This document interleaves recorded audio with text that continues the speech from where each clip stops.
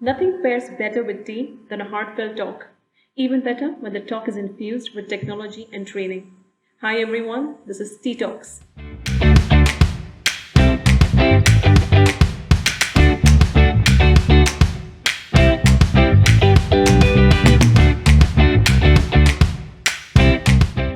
Today we are talking about the need for continuous skilling in the times of remote everything. And joining me remotely is our HR manager, Mugdha Naik.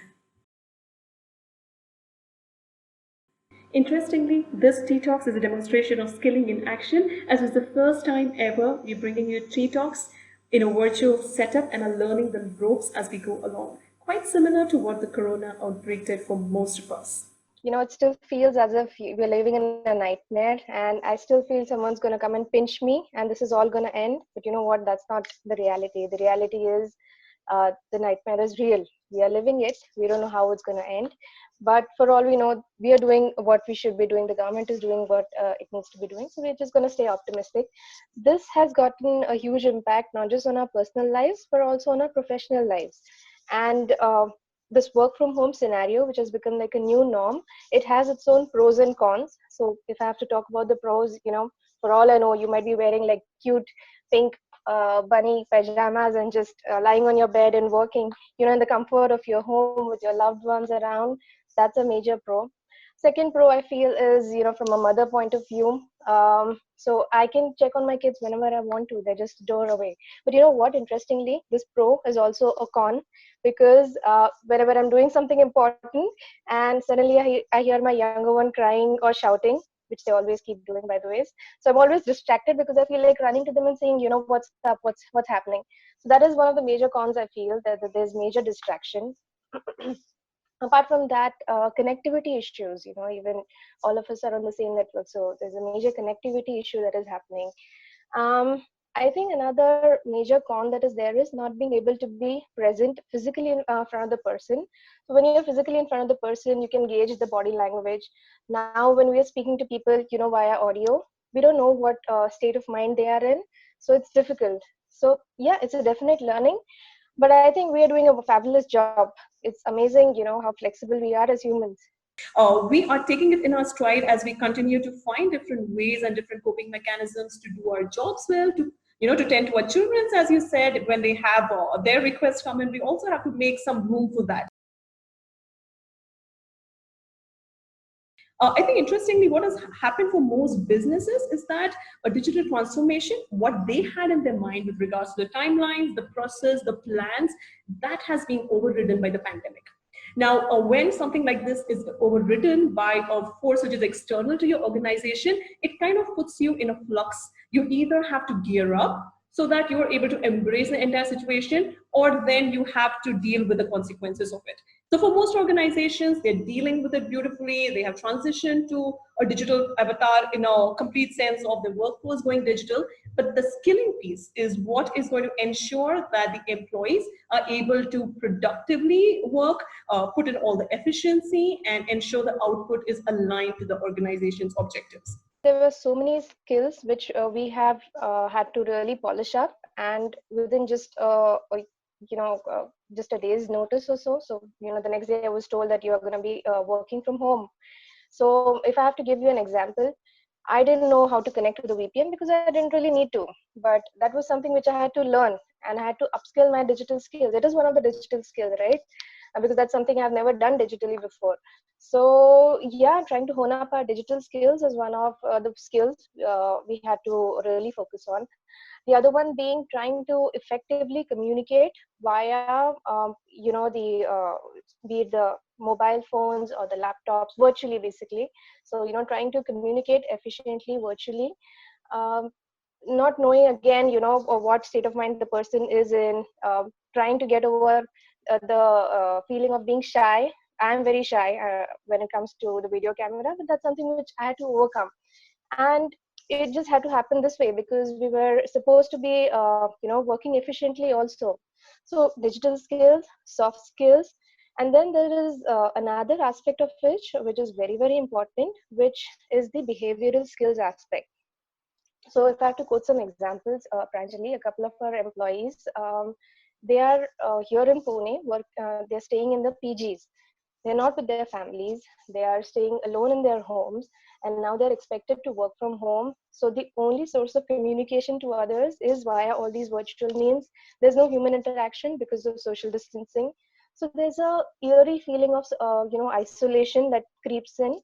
So wherein I think we as individuals also should be like a helping hand to them in order for them to not feel so isolated, because they are one of the major contributors to the business and they're human beings at the end of the day.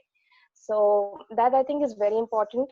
Then another factor which is affecting all of us across levels, across departments, is the anxiety factor. So COVID-19 is real. The figures are going on escalating. We don't know what's going to happen tomorrow. So there's that fear, there's that anxiety. But we need to be positive, because I feel being positive is the only way that's going to help us get through to this. So that's something also which we need to percolate down to the team as well. And how do we do that? If you ask me, I feel conducting employee engagement activities, even if it's virtually, is one of the major tools, and it's a beautiful tool we can use, wherein you can get the whole team to connect. So there's emotional connection also, and it's like a fun session. This underlines the importance of social in such a beautiful way, because it's not just for the sake of working together as a company, it is how human beings thrive. And this is an important, in my opinion, an important factor to consider even when you plan any learning or employee engagement strategy, because it has to be the critical factor or the linchpin to how you design this entire strategy. So, a quick tip for people that are now transitioning to digital in terms of their learning or are already strengthening the digital program would be to incorporate certain factors which most LMSs and learning platforms have inbuilt in them. Something like a social learning and a knowledge collaboration tool. It's a great way to ensure that all of your employees are still able to share all their ideas and can learn from each other's experiences.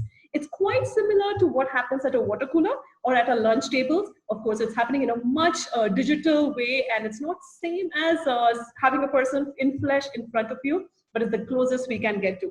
Absolutely. One of the factors is ensuring that the skilling program is in place, that's there.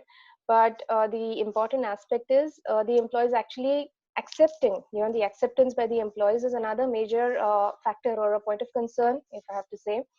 But again, like what you said, what the LMSs already have is all these programs in a very fun, interactive manner. So if we can have these skills which we need to develop, or we need to percolate it down to the team in a fun, interactive, visual session manner, that I think would be the best part of it. And or maybe creating the story or a video, showing a video which will have these factors, and there'll be a takeaway at the end of it, and then like a thank you session at the end of it, which I think is a really nice way wherein these skills can be it can be passed on to the team. Absolutely. Engagement is going to be such a key factor in a situation like this, where that's the one thing which is lacking for all of us. So, a couple of more things I can add to the previous point I said about learning platforms in itself. Leveraging a tool like gamification, which is a part of most learning platforms, is a great way to ensure the entire process is gamified. You're constantly encouraging employees to do something new.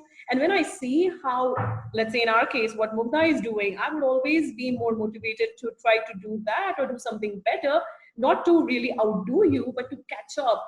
And that's a great way to motivate people. Second, I can say is there is a good plethora of courses and videos available in the market. These are ready to use, they are plug and play. You can select which competencies work the best for you and just have them on the platform and you're ready to go. The third could be using a platform which has an AI recommendation tool. The beauty of this is that it will keep learning what your employees normally like, or what competencies you need to really map, and it goes from there. So there are multiple ways which you can infuse in your learning training program, employee engagement program, to ensure that your employees are skilled, they're engaged, and they are always at the level of efficiency you need in such an environment. Another key factor which I missed on speaking earlier on, I think, Pranjali, uh, ensuring that the skills are available is also important. But I feel we should be able to personalize them as per the needs of the employees. So specifically across departments. there could be various issues that the employees are handling. So trying to target those issues and providing those programs to them, so it will be like a more personalized approach. I think that would be one thing which would really make it a very smooth and efficient way to execute. Personalization is going to be super critical, especially because you are in an environment where you can't be face to face with someone and ensure that person is on board with the idea. The buy-in has to come through something that really communicates and resonates to a person. So yes, personalization through, again, AI could be one of the factors. ML is another big one. Putting all of these together, ensuring that the learning programs and everything you do is congruent to the personalization, is congruent to the organization goal, the learning goals, and entirely what you want to achieve out of it will help you get there faster. All right, everyone, this is our time. Thank you so much for tuning in. This is Pranjali Lahiri signing off. All right, everybody, stay home, stay safe, and here's Mugdha Naik signing off also. Bye-bye. Bye-bye.